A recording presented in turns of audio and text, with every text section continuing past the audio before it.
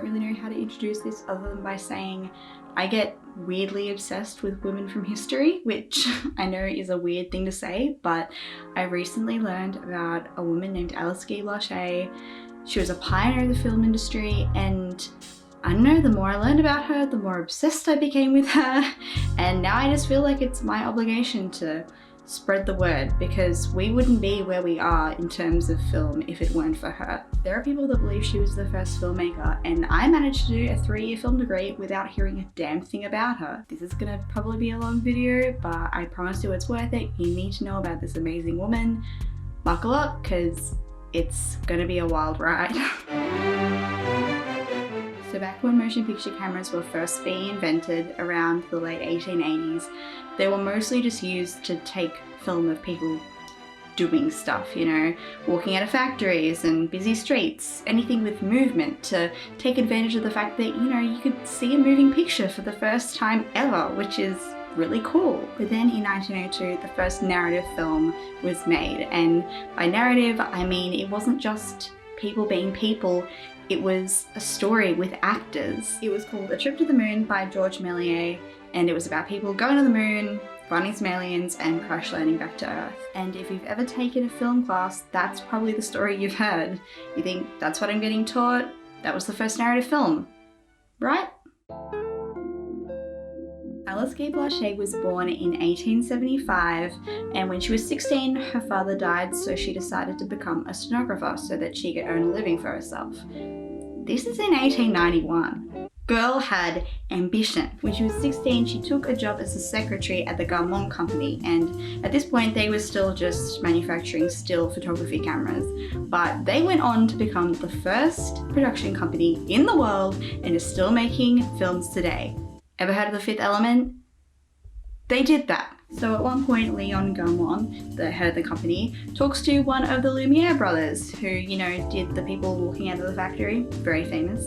And in 1896, Gaumont comes up with his own version of a motion picture camera. But he doesn't really see a use for it. He considers it more of a novelty. Like, ooh, moving pictures, ooh. But Alice, she has this great idea. Monsieur Gaumont, perhaps I could make 1 or 2 short plays for the amusement of my friends. What? I guess so if you want to. It's a child's toy anyhow, as long as your secretarial duties do not suffer. And that same year, Alice Guy Blaché's first film, The Cabbage Patch Fairy, was screened at the International Exhibition in Paris. It was based on an old French fable about a fairy that creates children in a cabbage patch. Now wait just a hot minute. 1896. But Layla, I thought you said that the first narrative film wasn't made until 1902 by George Méliès. Are you telling me that Homegirl Alice made the actual first narrative film 6 whole years before Georgie Boy did? That is exactly what I'm telling you. Except I do have to backtrack a little bit. There's a lot of debate as to who the actual first narrative filmmaker was. This is because narrative can mean a lot of things to a lot of people, and it's kind of hard to pinpoint the exact dates of these films. Some people think that it was George Méliès, some people think it was the Lumiere brothers, some people think it was Alice Guy Blaché. In any case, Gaumont loved Alice's film so much that she was relieved of all her secretarial duties and put in charge of his brand new production company. She was 21 years old. I'm almost 24 and I haven't even had a full-time job yet. For 11 years, she produced nearly every film made by the Gaumont company. And I can hear you shouting at me through the screen. Why are we still being taught that George Méliès was the first narrative filmmaker? Layla, I'm mad. And don't worry, same, I get it, I'm mad too. But there are a few reasons for this. Firstly, A Trip to the Moon is very accessible. It's very easily found upon a YouTube search, whereas The Cabbage Patch Fairy is basically impossible to find in its full form. Secondly, the case of Alice versus George follows the age-old rule of it's not art until a man does it. Yes, painting, poetry, prose, all silly little hobbies until the XY chromosomes have a crack at it. Only then is it art. But I think one of the main reasons why George Méliès is remembered so well is because he was using some pretty whack effects. He's pretty famous for being the first person to use things like dissolves and double exposures in motion picture, which, you know, if you're learning about the history of film, those are very important things to learn about, and that makes him a notable guy, right? Except that Alice was basically using the same techniques as him at the same time. She was running film backwards and hand coloring film pretty much the same time he was, and she doesn't even get a mention. So after 11 years at the Gaumont company, Alice settles down. She gets married, she has some kids, she basically becomes a housewife.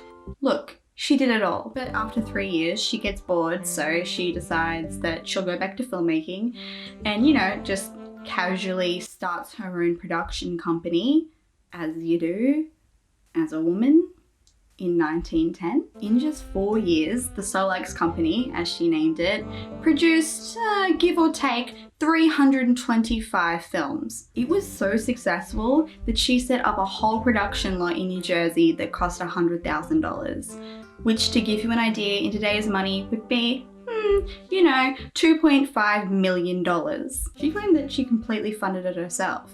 Girl was rich. Thanks to that production lot, Solex became the center of the American film industry before the major studios. It was Hollywood before Hollywood. Okay, breathe. Look, I know you're in love with her. She's your idol now. Listen, same, I get it. But this is where things get kind of rough.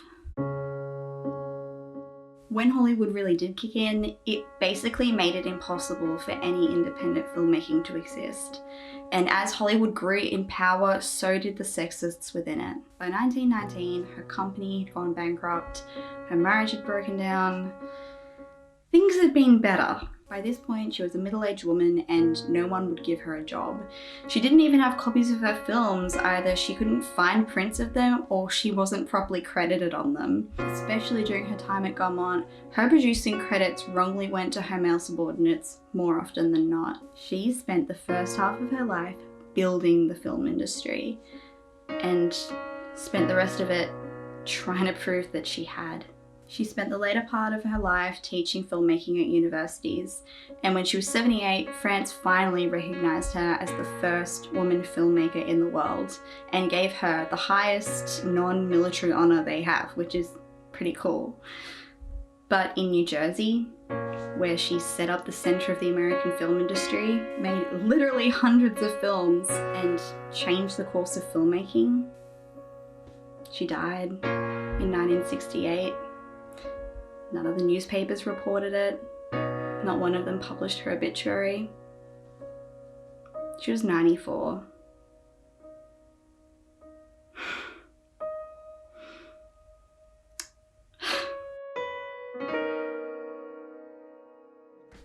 Alice did so much for filmmaking. She shot one of the first films to ever be shot in color. She shot probably the first film with an all African American cast, which I don't know if it's in a problematic way because I can't find any information on it whatsoever, but either way, it's pretty significant for the time. D.W. Griffith did not interact, but most importantly, she's the reason why I'm here right now doing this. She's the reason I could go to university and learn about the history of filmmaking. Ironically, not learning anything about her. I just think if we're thanking people like George Méliès and the Lumiere brothers for all that they did for filmmaking, hell, if we're thanking Gaumont, we shouldn't just be thanking Alice, we should be standing Alice. We have no choice but to stand. Don't forget her. Don't forget all she did for the film industry. Don't forget all she did for women in the film industry.